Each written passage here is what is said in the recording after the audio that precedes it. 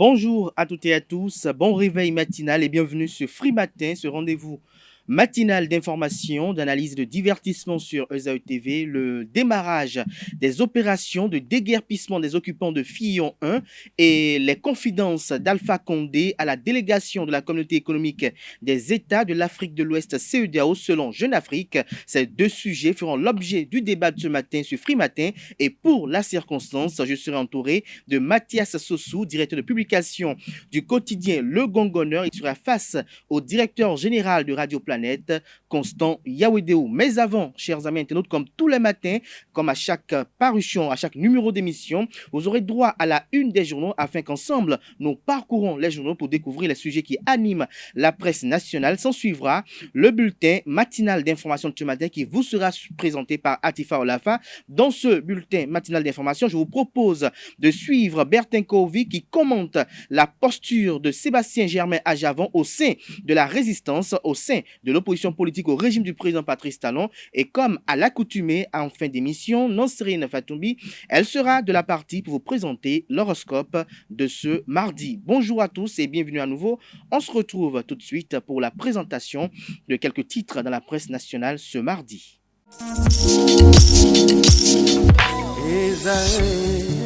Étudiantes, étudiants, parents d'élèves, nouveaux bacheliers, vous recherchez une école adéquate de formation professionnelle et pratique pour vos études supérieures? Une seule référence, ESAE. ESAE vous offre des demi-bourses et réductions dans toutes ces filières. Waouh! Payez 300 000 au lieu de 550 000 en licence 1, 2 et 3 en journalisme, réalisation, sciences de gestion, administration des affaires, sciences économiques et sciences juridiques. En master 1 et 2, 670 000 en journalisme et 550 000 en sciences de gestion et administration des affaires au lieu de 1 070 000. Écoutez, pour les 100 premières inscriptions en administration générale et administration des finances, payez 450 000 au lieu de 550 000 pour la licence 1, 2 et 3. En master 1 et 2, payez 870 000 au lieu de 1 070 000. Alors, rendez-vous vite à ESAE pour la rentrée académique 2021-2022. Les deuxième et troisième années démarrent le 20 septembre 2021 et la première année le 11 octobre 2021. Informations et renseignements, ESAE Cotonou, 3e rue à droite en quittant le carrefour Jadot pour la BIBE Jéricho. Téléphone 96 80 55 11 ou 98 98 14 00 ou encore 90 93 65 21. ESAE, l'excellence à un an.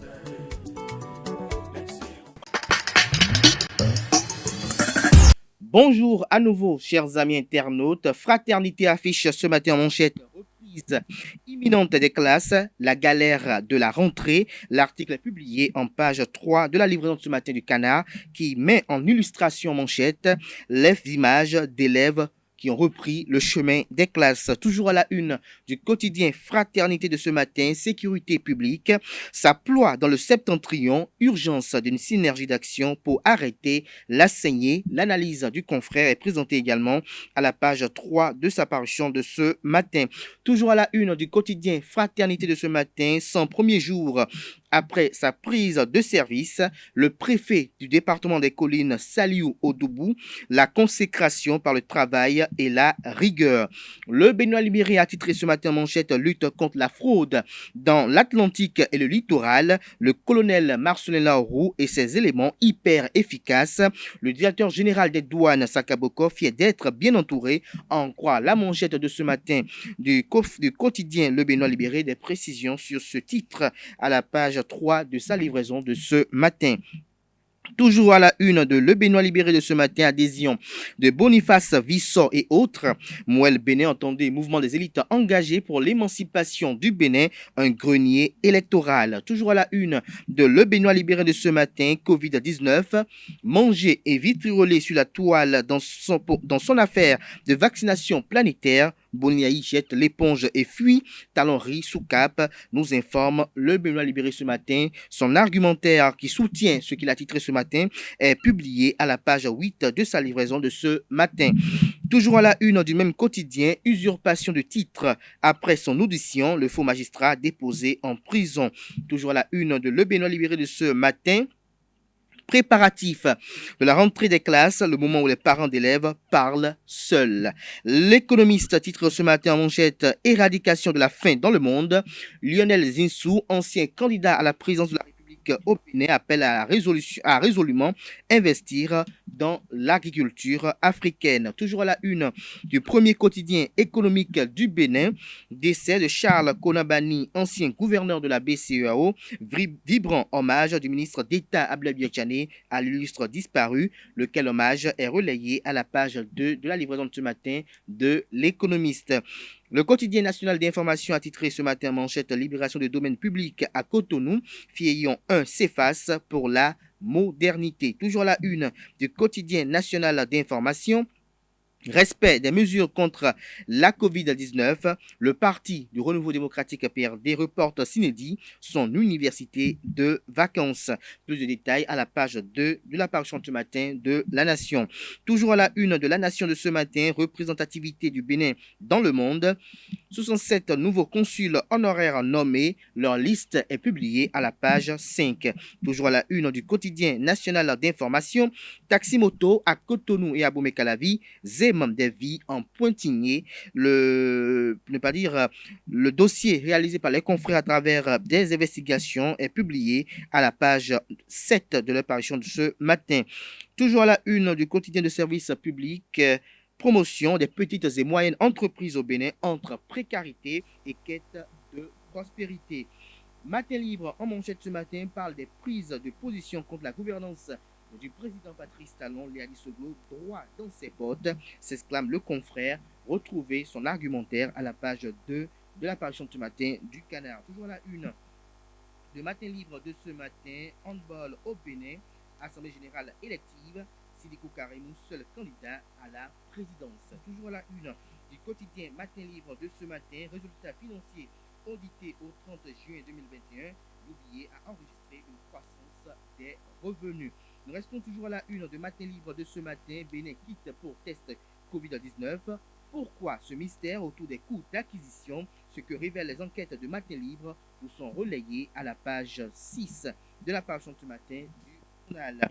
Le matinal ce matin parle d'occupation illégale de la zone balnéaire de la route des pêches. Fillon 1 libéré. Démarrage imminent des travaux d'aménagement, encore quelques jours pour Flakodji. L'article est publié en page 2. Vous avez, comme l'apercevez à votre écran, pour ne pas dire sur votre smartphone aussi, les images de cette opération de déguerpissement. Quelques images, pour ne pas dire 3, qui sont assez expressives. Toujours à la une de Le Matinal de ce matin, débordement des eaux du fleuve Monou.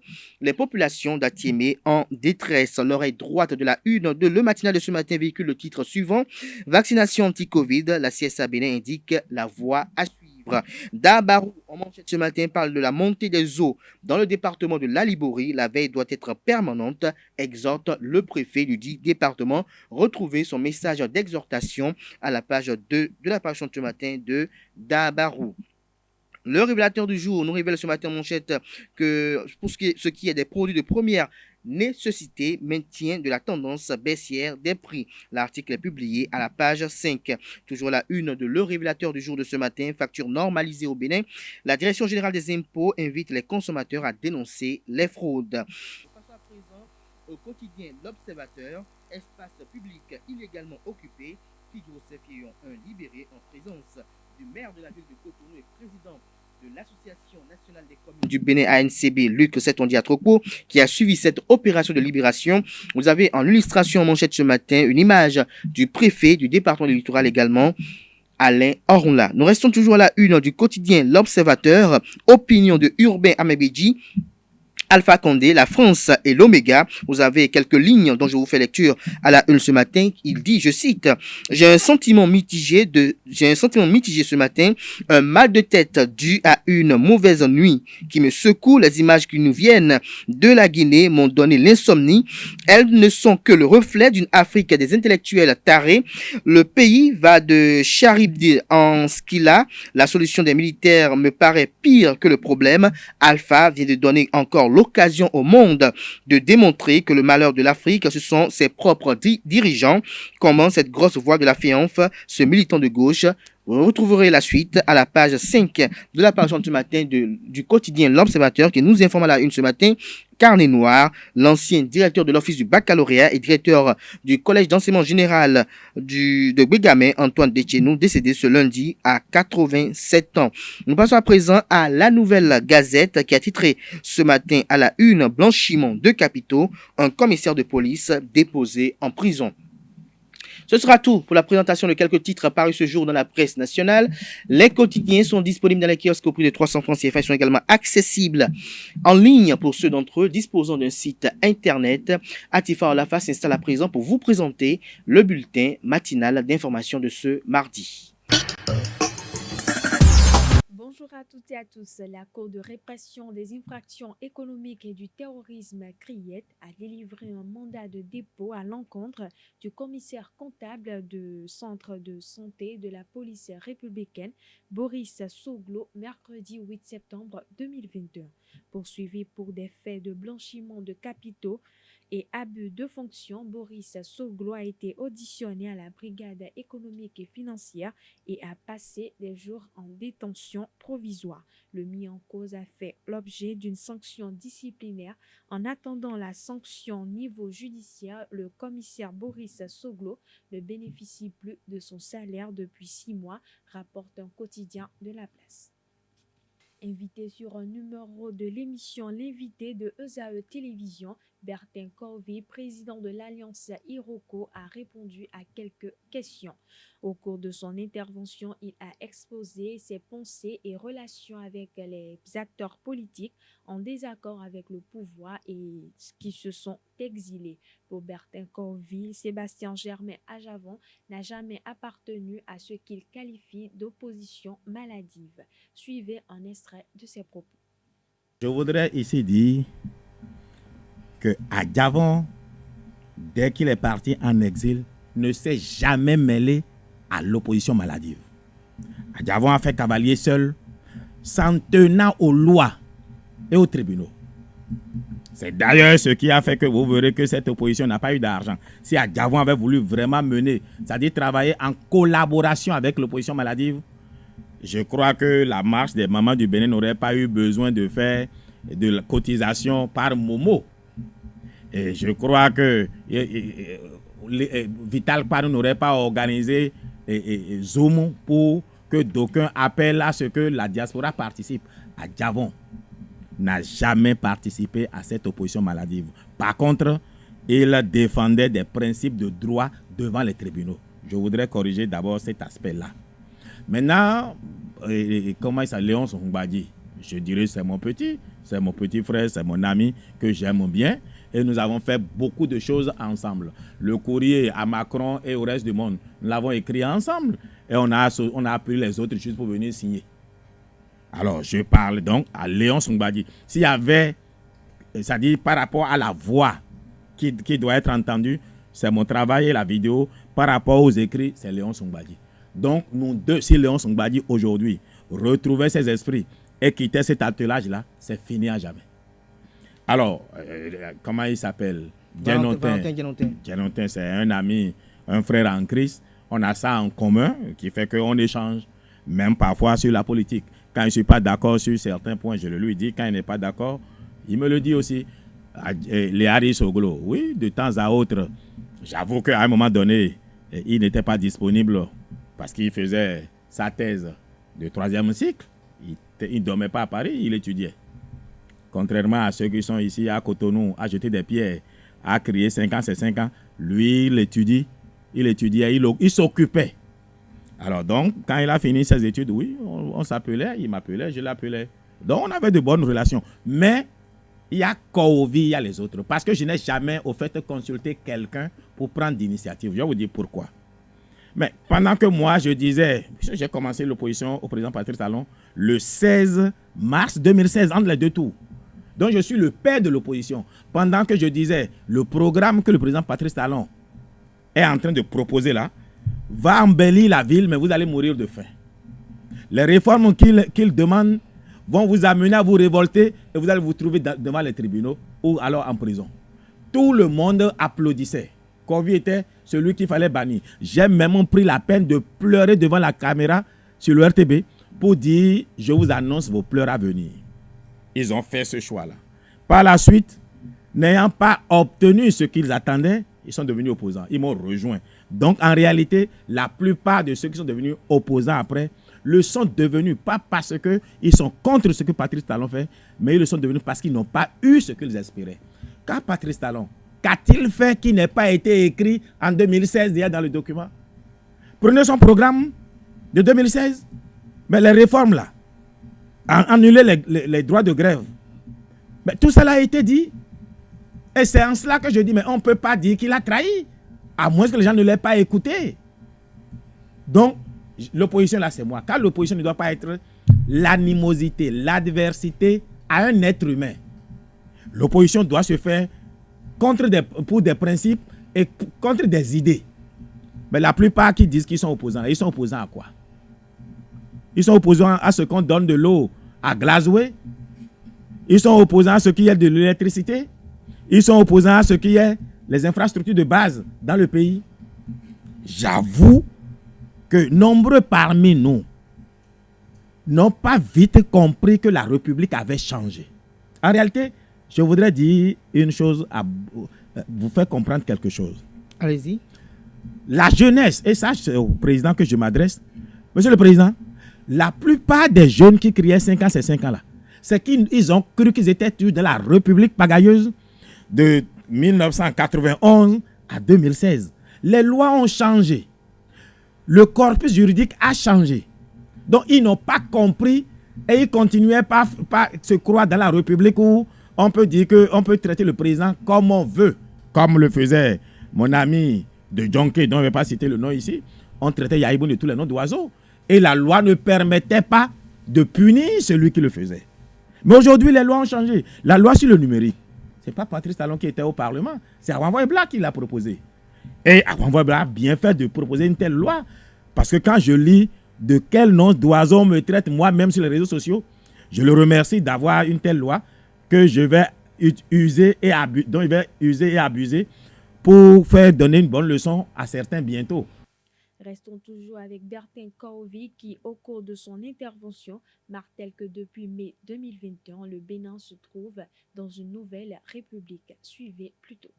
Quand j'étais encore dans l'opposition maladive, et si vous écoutez Dianotin, toutes les analyses que nous tous, opposants, avions faites à l'époque, en rejetant la nouvelle constitution, c'était que ça créait une nouvelle république. Et dès que l'opposition, et c'est d'ailleurs pour ça d'abord, il faut mentionner ça, c'est d'ailleurs pour ça que la Cour africaine des droits de l'homme et des peuples a annulé toutes ces réformes-là. Mais entre Béninois, nous nous sommes entendus pour rejeter les décisions de la Cour africaine des droits de l'homme et des peuples.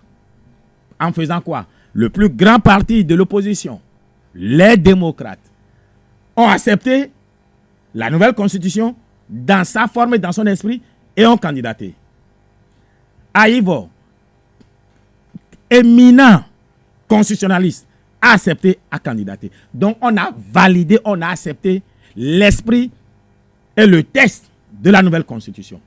Or, quand nous critiquions cette constitution-là, nous disions que c'était une nouvelle république. En quoi ça constitue une nouvelle république? Quelles sont les dispositions qui, de facto, conditionnent la nouvelle république? Alors, depuis que cette démocratie a commencé, je crois que c'est en avril qu'on a toujours eu un président qui prête serment, oui ou non?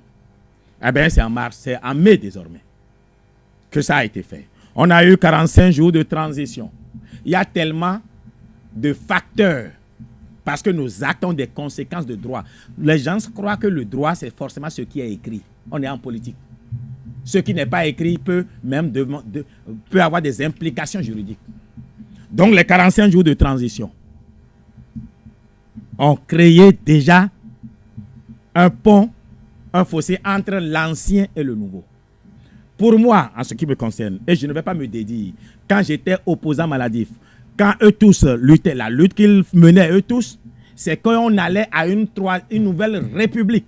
C'est pour cela d'ailleurs que nous avons attaqué ces réformes-là devant la Cour africaine des droits de l'homme et des peuples. Ce n'est pas maintenant qu'on s'est conformé à cela, qu'on a été candidat. Ça ne change pas, ça ne peut pas changer nos analyses d'hier. Donc je reste encore convaincu que nous sommes dans une nouvelle république et le président Patrice Talon est à son premier mandat. Maintenant, cela ne l'oblige pas à être candidat. Il peut dire je suis fatigué. Ça ne m'intéresse pas. Mais de droit et de par la politique, il est bien autorisé. Et je voudrais appeler ce peuple à ne pas se laisser berner par ceux qui ne leur disent pas la vérité. Et demain, ils viendront dire 10 ans, c'est 10 ans. 10 ans, c'est 10 ans. Non, 10 ans peut être 15 ans. Donc, il faut sortir de cela. Maintenant, en dehors de ce que c'est constitutionnel, vous savez, vous ne pouvez pas vraiment sortir tout votre génie avec 10 ans au pouvoir. Quand j'étais candidat en 2016, j'avais déjà dit que j'allais modifier la Constitution pour qu'on ait droit à 2 mandats de 7 ans pour avoir 14 ans. Je l'ai dit quand j'étais candidat en 2016. Donc, je n'invente rien. Parce que j'estime qu'en économiste, et poser la question aux économistes vont vous dire, pour qu'un programme économique vraiment ait d'impact, il faut au moins 14 ans. Et si jamais le président Patrice Talon quitte le pouvoir avant 15 ans, ça voudrait dire que les enfants qui sont nés quand il est venu au pouvoir n'auront pas encore 15 ans.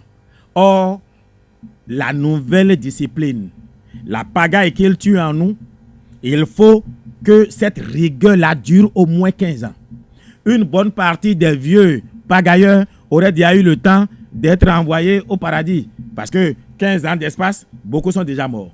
Nous qui avons un certain âge, on serait déjà assez vieux. Donc, c'est pour le bien du Bénin que je souhaite que le président Patrice Talon fasse 15 ans. Écoutez, moi, je serai candidat un jour et je serai président, Inch'Allah. Mais je ne suis pas pressé. Ce n'est pas parce que je ne cherche même pas à être ministre et je ne veux pas être député. Ce n'est pas ce qui me fait courir. Et le président sait que cela ne m'intéresse pas. Mais je le dis du plus profond de mon âme, il faut permettre qu'il continue ce qu'il a commencé. Il faut que ça se fasse sur au moins 15 ans. Et après lui, celui qui vient, il faut que cela fasse encore aussi 2 mandats, dans la même rigueur. Si on a 25... Lorsque vous dites que celui qui va venir va faire 2 mandats, est-ce que vous êtes en train d'insigner qu'il pourrait avoir une révision constitutionnelle qui consacre votre vœu que désormais au Bénin, on ait 7 ans renouvelables une fois? Ah, j'en sais rien. Ah, si c'est cela, je serais heureux, mais je n'en sais rien. Je dis juste, lui fait 15 ans, mais le prochain qui doit venir, puisqu'on est dans une nouvelle république, il aura droit à 2 mandats. Si vos espérances doivent se concrétiser, dans la Constitution en vigueur actuelle, il y a un article qui dit « Nul ne peut faire plus de 2 mandats de sa vie ». Oh, on va changer ça. Pour le bien du Bénin, il faut bien... Nous ne sommes pas des Français. Et on n'est pas des Américains. La démocratie américaine, là, et à la démocratie française, une dictature.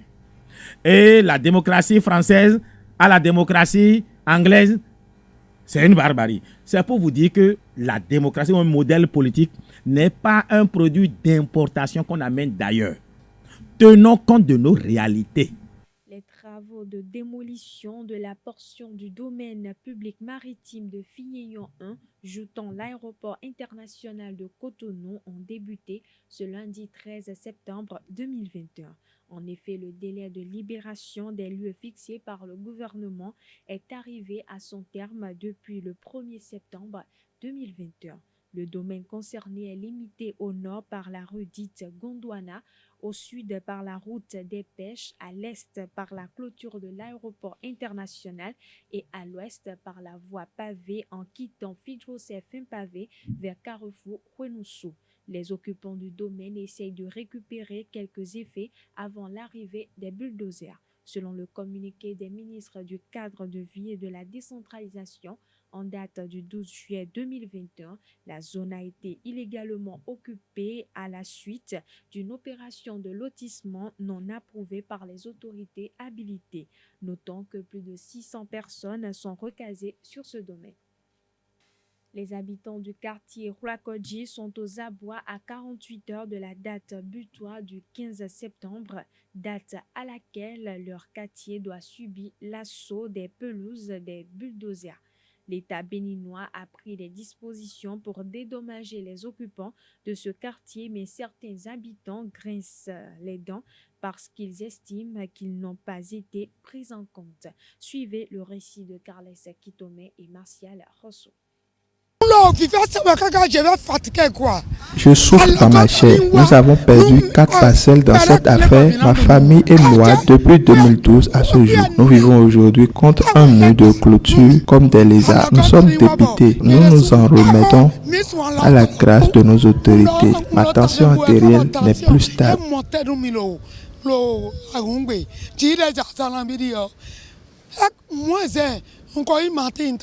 Ce 7 septembre, les bulldozers sont déjà à l'œuvre au quartier Rulakodji. Cette opération de libération de l'espace atteindra les zones d'habitation dans une semaine. Les habitants sont perplexes face à cette éventualité. Nous avons appris par la voix du porte-parole du gouvernement que 357 parcelles ont été répertoriées et seront dédommagées. Mais notre effectif dépasse de loin ce nombre. Nous voulons savoir la source de ce recensement et rencontrer le responsable en charge du déguerpissement. Il paraît que les parcelles de la plage ne sont pas concernées alors que nous sommes les premiers à subir les opérations de 2012 et de 2019. À l'époque, c'est nous qui avons été répertoriés. Nous ne savons même pas si nous pouvons inscrire les enfants pour la rentrée. Selon les informations, nous sommes censés libérer l'espace au plus tard le 15 septembre.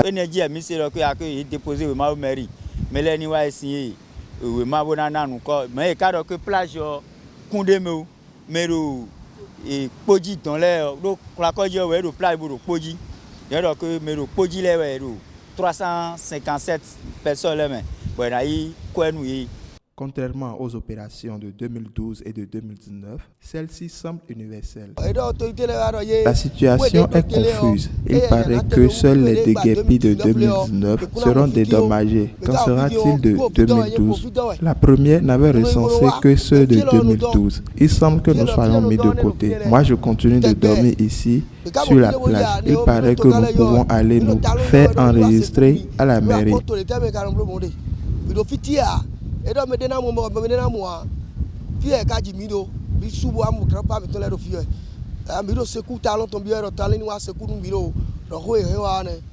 Des mesures de dédommagement ont été prises, mais à quelques jours du déguerpissement. Les habitants de Rulakodji espèrent que l'État saura prendre toutes les tendances en compte.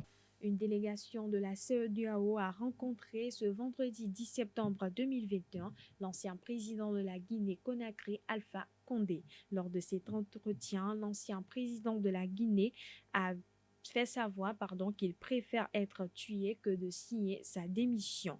Selon la même source, l'ancien président guinéen demeure détenu dans l'antenne des forces spéciales installées dans une aile du palais du peuple à l'entrée de Kalo et plus précisément dans la suite où vivait précédemment le lieutenant-colonel Mamadi Doumbouya. Voilà, chers internautes, c'est sur cet élément que nous refermons ce bulletin matinal d'information. Merci pour votre attention. D'ici là, portez-vous bien. Merci à vous, Atifa Olafa, pour la présentation de ce bulletin matinal d'information. Chers amis internautes, vous retrouverez à 19h, si tout va bien, Billy Laibi qui vous présentera la grande édition du journal télévisé sur ESAE TV. Place à présent au débat de ce matin sur Free Matin. Le débat ce matin sur Free Matin, Mathias Ossou, bonjour. Bonjour, chers confrères. Merci d'être à nos côtés ce matin. Vous êtes le directeur de publication du quotidien Le Gongonneur. Vous êtes face à Constant Yaoudémou. Bonjour à vous. Bonjour, Gader. Directeur général de Radio Planète. Merci d'être à nos côtés ce matin. Mathias Ossou, en tant que professionnel des médias, comment avez-vous apprécié le déroulement des opérations de déguerpissement qui sont déroulées hier matin à Fillon? Non, il faut dire que ce déguerpissement n'est pas venu comme un coup de tonnerre dans un ciel serein. C'était déjà chose à annoncer. Et les occupants de ces lieux-là ont été avertis plusieurs fois. Il paraît même qu'il y avait même eu un dernier délai, une date butoir qui était le 1er septembre. Si on les laisse jusqu'à la date 13 avant de les déguerpir, je crois que c'est pour leur permettre de bien ranger, de mieux ranger leurs effets. Et s'il y a parmi eux des têtus qui n'ont pas pu honorer cet engagement qu'ils auraient pris devant les autorités, je crois qu'il n'y a pas lieu à polémiquer parce que les tests restent et demeurent les tests et nul n'est censé ignorer la loi. Quand on a commencé par parler de déguerpissement dans ce pays, je crois qu'on n'a jamais annoncé et raté. Ça se réalise. Donc, ils doivent savoir que ce n'est pas comme au temps des anciens où on fait des effets d'annonce et après on laisse tomber. Donc, ils doivent savoir que ça doit être appliqué. Est-ce à dire, comme le disait tantôt Mathias Sossou, que les populations ignoraient que le rythme a changé, que la cadence a changé et que désormais, quand on le dit, on viendra vous casser, elle devait vider les lieux? Absolument, parce que, vous savez, le président Talon, donc l'actuel président de la République, est en train de réaliser tout ce qu'il a annoncé. Donc, si il est en train de faire 6 ans et qu'on a vu sa manière de fonctionner, on devrait se dire quand il dit. Et que pour comme slogan de campagne, la dynamique doit continuer, la dynamique continue. Oui, absolument, mais si ça ne continue pas, ça veut dire qu'il était venu faire ce que lui-même ne sait pas. Mais il a un programme qu'il est en train de dérouler et il nous a prévenus de ce programme-là, parce que c'est pas arrivé au hasard, comme l'a dit Mathias tout à l'heure, c'est pas arrivé au hasard. Il est en train d'exécuter un programme et tout ce qu'il a dit dans son programme, que ce soit du côté politique, que ce soit du côté réalisation, que ce soit du côté social, on est en train de tout voir. Même si ce n'est pas au rythme qu'il l'aurait annoncé, parce qu'il y a quand même une distance entre ce qu'on pense faire et ce qu'on peut faire. Vous voyez, et personne n'a prévu Covid, par exemple, qui est venu bouleverser beaucoup de choses. On a vu la fermeture des frontières à droite, à gauche. Bon, donc il ne peut pas réaliser à 100% ce qu'il a promis faire, mais il a quand même promis faire ça. Donc, il ne peut pas être en train de faire aujourd'hui et on va dire qu'on n'a jamais entendu ça. Là, quand on parle de fiduciaire et tout ça, c'est dans une dynamique qui existait même avant son arrivée. Justement. Il est en train de concrétiser. Il y avait une polémique autour de ce quartier-là. Il est en train d'arranger. Il est en train de forcer pour réaliser certaines choses. On a vu, depuis combien d'années, on n'a pas dit Zoukolino, Atakora, Donga et tout ça. Mais quand il est arrivé, vous avez vu d'une manière plus simple, on a dit qu'on va faire. Non? Faisons. Donc, à partir du moment où on s'est déjà entendu sur ça, et les populations, on n'a pas aussi observé trop de résistance ou des manifestations, des contestations, non, ça veut dire qu'il y a aussi un consentement et une partie et des gens qui ont adhéré au projet aussi d'un autre côté, des réalistes dedans, seulement que ce n'est pas souvent facile de se déplacer quand on est là, ça fait très longtemps et qu'on n'a pas les moyens de s'arranger quelque part pour aller tomber et tout ça. Ça fait toujours mal quelque part, ça fait mal mais quelque on part. ne peut jamais faire l'omelette sans casser les yeux. Mathias Sossou, ça fait très longtemps, même depuis les régimes précédents, qu'on devait quand même faire déguerpir ces populations. Le gouvernement Talon est arrivé, à maintes reprises, il y a eu des communiqués pour que les gens partent, mais elles sont restées parce qu'elles pensaient occuper légitimement un espace. Le mot légitimement est approprié. Puisqu'elles avaient des autorisations, puisque l'espace a un nom quand même, et il y a même un chef quartier dans la zone. Mais le chef quartier n'est pas dans la zone qui est intéressée.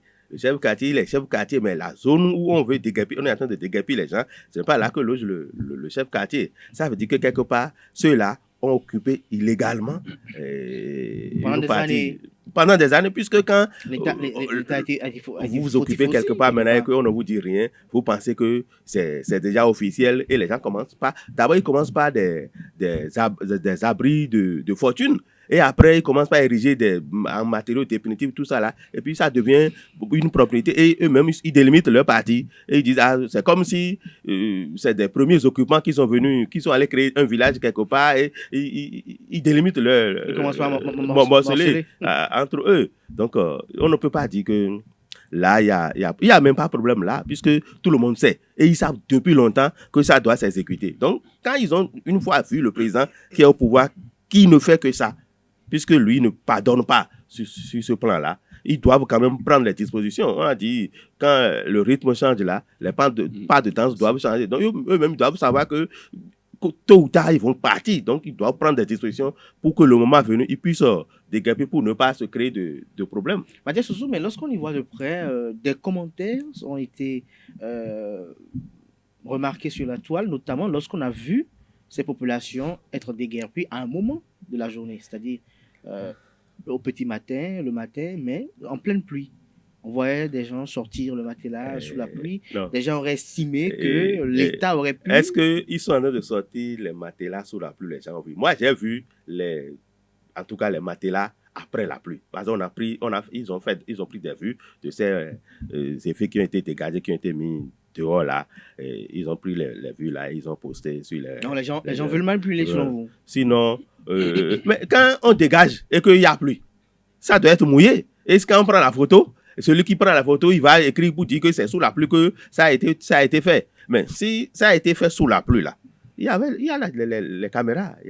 Ça ne peut pas être fait sous bien à l'insu des caméras et des choses là, des télévisions, des caméras de télévision, de nos smartphones là. Puisque les gens doivent prendre. Pourquoi ils n'ont pas pris les photos là sous la pluie? On va voir que la pluie est en train de tomber et publier. C'est seulement des photos qu'ils ont pris pour prendre des vidéos, des captures vidéo pour envoyer avant d'alimenter la polémique. Ce qui est sûr, ils ont été dégagés à un moment où, si c'est avant 9h, 10h, ça veut dire qu'il n'y avait pas pluie. Ça veut dire qu'il n'y avait pas pluie, selon Mathias Soussou. Alors, ce qui est sûr, une chose est certaine, il y a des gens qui se sont retrouvés sans ménage. On a suivi le préfet du département du littoral qui dit qu'il les avoir reçus à 2 reprises et qui avait même voulu échanger avec eux de modalités pour leur relogement, puisqu'il s'agit de citoyens béninois. Dites-nous, selon vous, quelle serait la suite des événements? Est-ce que l'État va se préoccuper de leur relogement ou l'État va prendre pour priorité la mise en œuvre de son programme d'aménagement? C'est compliqué. C'est compliqué dans la mesure où si c'est entre toi et moi, ça peut s'arranger. Mais l'État, c'est nous tous. L'État, ce n'est pas celui avec qui il faut... On peut tout négocier. C'est ça la difficulté. Quand on parle de négociation, vous négociez avec celui avec qui vous avez affaire. Et quand c'est un interlocuteur physique comme ça, c'est facile. Mais l'État n'est pas un interlocuteur physique. Vous voyez, le président Talon va partir à la fin de son mandat, mais celui qui vient, il ne va pas dire « je veux faire du social, donc revenez vous réinstaller là ». Il va continuer. Donc, à partir du moment où c'est une décision d'État, ça ne peut que s'exécuter qu'il y a plu ou pas. C'est dommage, tout simplement, mais à partir du moment où c'est une décision, on est obligé de l'appliquer. Donc, il fallait chercher des solutions. Leur trouver solution. Quelle est la manière dont ils se sont installés? Dans quelle démarche ils se sont installés? On dit que la terre appartient aux premiers occupants, mais la terre n'appartient pas à l'occupant qui sait bien qu'il occupe l'espace de quelqu'un. Donc, c'est un occupant illégal, c'est un usurpateur dans le fond. Donc, à partir du moment où c'est l'État qui veut appliquer et c'est les tests, c'est sans pitié. C'est sans pitié. C'est sans pitié. C'est dommage, mais c'est sans pitié parce que c'est des hommes et tout ça. Donc, c'est pour ça que la seule manœuvre que l'État a, c'est de prévenir et de donner des délais parce que nous serons les mêmes à dire le président Talon a chanté, il a chanté qu'il va arranger tel, il va faire ci, que la route de la pêche, par exemple, tel que c'est, il faut revaloriser, il faut faire chose, il faut réévaluer. Mais vous avez vu, il n'a rien fait avant de partir. On sera les mêmes pour qui on dit ça juste parce que nous voulons éviter le déguerpissement à des concitoyens. Donc, c'est un peu compliqué. C'est qu'il faut éviter d'avoir des problèmes avec l'État parce que l'État n'a pas de maison où il faut aller le matin, aller le voir pour négocier, mon cher. Non. Donc, c'est ça qu'il faut commencer par mettre dans la tête du citoyen béninois. Il faut commencer par mettre dans la tête. Oui, il faut qu'on commence par être réaliste pour que des dommages comme ça n'arrivent pas. C'est bien difficile. C'est quand vous vous laissez mouiller par la pluie, tout simplement, même dans votre cour, vous voyez ce que ça fait. Maintenant, quand vous ne savez pas là où vous irez, après la pluie, avec les bagages, c'est assez triste. C'est assez triste. Alors, Mathias Soussou, pour finir ce sujet, on peut dire que, avis alors aux populations aussi de Plakodi, qui sont sommées aussi de vider les lieux. Tous ceux qui occupent les espaces publics, ces espaces-là qui ne leur appartiennent pas. Et où le gouvernement peut-être des projets d'aménagement. Même si le gouvernement n'a pas encore de projet d'aménagement, il faut faire respecter les tests. On ne doit pas occuper les espaces publics. On dit que la terre appartient d'abord à l'État. Même si la terre appartient à l'État, mais ce n'est pas partout où on déguerpit les gens sans les dédommager. Il y a par exemple la route, tout récemment la route Lokosa à Plahoué, mais tous les occupants de ces abords-là, de la route-là, mais quand on leur a pris des portions, ceux qui ont construit, on les a dégagés, mais on les a dédommagés. Pourquoi on va parler de cela? Parce qu'eux, ils ont acquis ces terrains-là légalement. Donc, ils sont installés sur ces parties-là légalement. Ceux qui occupent les gens de, comment on l'appelle, fin pavé, Fidrosé, au bord de la mer, là, les gens de Plakodi ou bien... Fieillon. Il y a Fieillon aussi. Oui, Fieillon. On est en train de dégager Fieillon. Il n'y a pas de polémique. Ils savent qu'ils ont mal occupé les espaces publics. Donc, il n'y a pas à polémiquer sur ce sujet-là. Ceux qui sont installés sur des domaines publics doivent vous dégager pour laisser place à l'État. Donc, Plakodi doit suivre le mouvement. L'État doit rester l'État. Sinon, nous ne sommes plus dans une république. Sinon, nous ne sommes plus dans une république. Il faut respecter l'État. Oui. Constant Yawedeou, nous allons en Guinée-Conakry, où, selon Jeune Afrique, Alpha Condé a fait une confidence à la délégation de la communauté économique des États de l'Afrique de l'Ouest, CEDEAO, comme quoi il ne signerait pas sa démission et que il préférerait mourir que de signer cette démission. Comment analysez-vous, quel décryptage faites-vous de cette posture d'Alpha Condé? Oui. Alpha Condé a raison de dire qu'il ne va pas signer sa démission, mais finalement, il sera raisonné. Il a raison, mais il sera raisonné. Il a raison parce que il se dit les tests, l'État a des tests que tout le monde respectait jusqu'au moment où on l'a déchargé. Donc, il est légalement élu. Donc, à partir de ce moment, on ne peut pas lui demander de démissionner parce qu'il a un mandat qu'il doit exécuter et il a été aux élections, il a gagné et tout ça. Bon. Sinon, ça voudra dire qu'il sait qu'il est illégalement élu et que c'est un arrangement. Donc, il veut continuer par réclamer sa légitimité. Il sera raisonné parce qu'il ne s'est pas encore rendu compte. Quand la délégation est arrivée, mais la délégation de l'Union africaine, le président a fait une déclaration dans les heures qui ont suivi le coup, sans même attendre cette démarche ni la réunion des commissions, parce qu'il serait un ami personnel à lui. Donc, ça a été assez rapide, la réaction de l'Union africaine. Ce n'était pas souvent ça. Donc, il se dit, ça doit pouvoir... se corriger et il doit retourner dans sa légitimité. Donc, il sera raisonné parce qu'il finira par comprendre que tous ceux-là, quand ils se sont rapprochés de la situation, ils ne peuvent pas faire autrement. Vous avez suivi un peu la déclaration. Les décisions appartiennent aux Guinéens. C'est ça. Que la grande décision appartienne aux Guinéens. Nous ne pouvons qu'accompagner le peuple.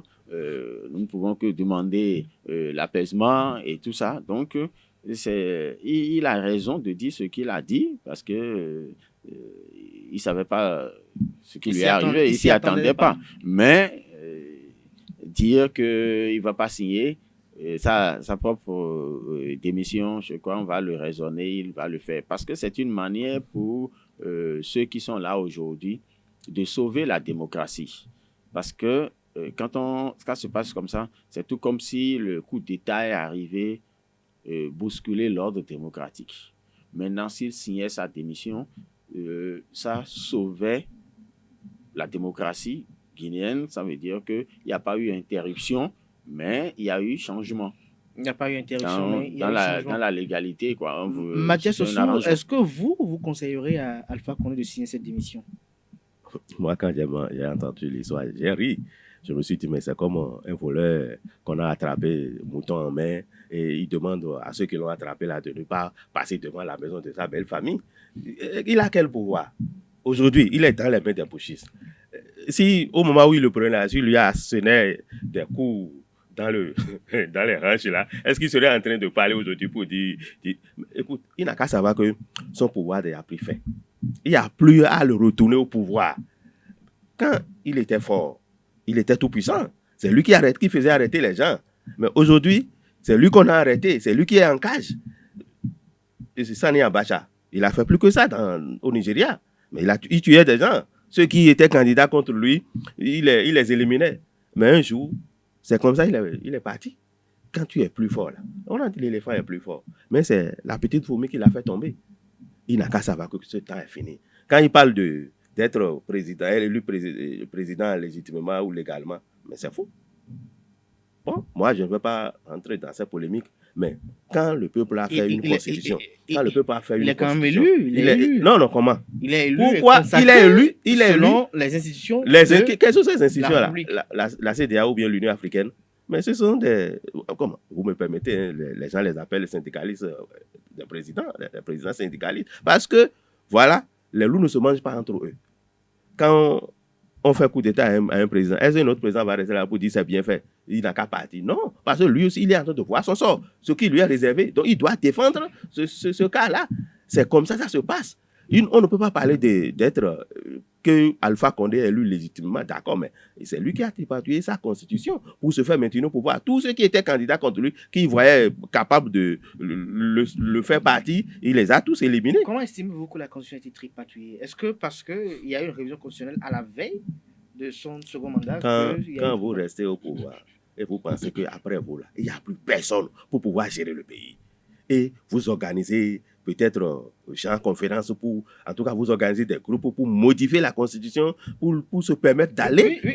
Justement, Mathias Ossou, est-ce que quelque part, l'élite africaine n'est pas coupable? La plupart de ceux qui ont répondu à l'appel de la jeune, parce que Alpha Condé à lui seul n'a pas fait voter la constitution. Il a bénéficié d'une certaine complicité de la classe politique guinéenne. Quelle classe politique guinéenne? Ce n'est pas une classe, ce n'est pas toute une classe politique guinéenne, puisque quand il a accédé au pouvoir, il a son parti, et il a pu avoir la majorité, et c'est son parti qui organise maintenant tout. C'est comme ça se passe. Bon, je ne veux pas prendre l'exemple du Bénin où on parle de blocs ici au Bénin. Est-ce qu'il y a un parti d'opposition qui est aussi fort au Bénin ici? Si on veut modifier la constitution qui est là maintenant, il va contester et ne pas pouvoir réviser. C'est comme ça que les présidents organisent. On ne dit pas que ce sera la même chose au Bénin, mais ce qui se passe, c'est quand les présidents se comportent mal en modifiant la constitution à leur guise et pour se faire maintenir au pouvoir, c'est ce qui suit. Vous avez vu au Mali, vous avez vu en Guinée. Il y a plein de pays où les présidents ont eu le 3e mandat, mais on pense qu'il y a la paix là, mais il n'y a pas la paix. Vous allez me donner l'exemple de Côte d'Ivoire, il n'y a pas la paix. Le silence ne veut pas dire paix. Le silence, je reviens par rapport à cette question précise. Silence ne veut pas dire paix, mais lorsqu'on y voit de près, on a comme l'impression qu'il y a une hypocrisie souriante des acteurs politiques qui accompagnent le chef de l'État dans son projet de réforme constitutionnelle. Et dès qu'il est déchu, tout de suite, ces mêmes acteurs politiques le lâchent, alors que par le passé, ils avaient été des acteurs actif dans le processus de révision constitutionnelle. Parce que lorsqu'on prend le cas de la Guinée, Alpha Condé, à lui seul, n'aurait pas pu aller à l'Assemblée nationale modifier la Constitution. À lui seul, n'aurait pas fait le contrôle de constitutionnalité de cette Constitution révisée. Et alors, où est le problème véritablement, selon vous? Nous continuons en Afrique à gérer notre politique par ce que le feu président Roman Degbe a appelé des clubs électoraux. Si ce n'est pas des clubs électoraux et que c'est des partis politiques dignes, après les élections, on devrait pouvoir constater. On a vu dans ce pays, à l'Assemblée nationale, où le président avait la majorité et que des lois ne passaient pas. On en a vu. Au Bénin, ici, à l'Assemblée, le président avait la majorité, mais sa loi ne passait pas. Comme on a vu l'Assemblée, l'opposition proposer prendre des positions que des mouvanciers ont soutenues. Le débat était ouvert parce que chacun défendait sa dignité.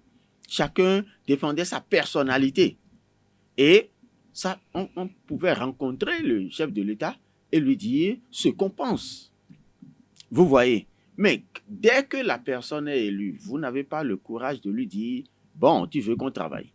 Comment penses-tu qu'on peut travailler? Voilà, nous, la manière dont nous pouvons travailler avec toi. » Il n'y a pas cette collaboration sincère, franche et tout ça. Et dès qu'il est élu, c'est qui va crier le plus son nom, qui devient le politicien qui a le plus souci de l'État, c'est ça, de la République. Et tout le monde devient marionnette. Quand tu viens comme ça, qu'est-ce que tu veux? Je mets une corde et j'attache. J'attache et après je commence par manipuler et tout le monde devient marionnette.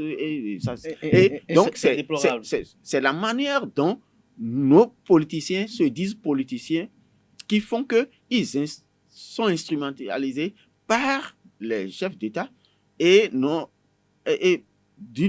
autre côté, ils compromettent les chefs d'État parce que du coup, à partir du moment où il dit, le spécialiste vient devant lui et dit, parce que c'est le chef de l'État, Monsieur le Président, qu'est-ce que vous auriez souhaité que nous fassions en matière de sécurité par rapport à cette... Comment un général peut aller demander au chef de l'État qu'est-ce qu'il faut faire? On doit pouvoir dire, Monsieur le Président, par rapport à telle situation, voilà ce que le laboratoire de l'État-major a décidé. C'est ça, normalement.